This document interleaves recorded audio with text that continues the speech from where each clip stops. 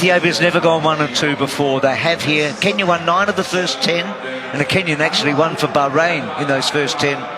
Al Mayu won for Ethiopia 2 years ago, and tonight they actually go 1-2 over Kenya. A huge final, remarkable times, and the tale of Koski we will never forget. So she'll be well looked after.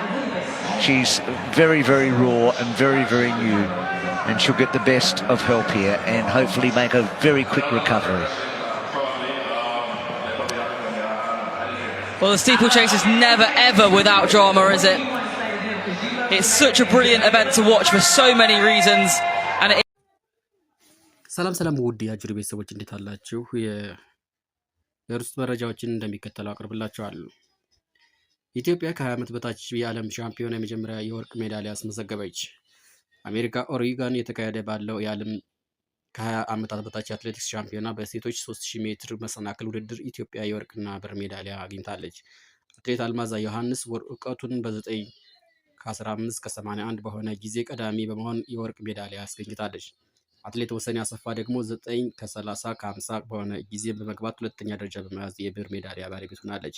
ኢትዮጵያ እስካሁን በውድድሩ 1 የወርቅ 2 የብር እና 1 የነሐስ ሜዳሊያ አግኝታለች። ውድ የአጅር ቤተሰቦች በቀጣይ በሚካሄዱ የአሜሪካ በሚካሄደው የኦሪገን በሚካሄደው የዓለም አትሌቲክስ ሻምፒዮና መረጃዎችን በሚከተለው በቀጣይም እንደማቀርብላችሁ ይሆናል። ሰላም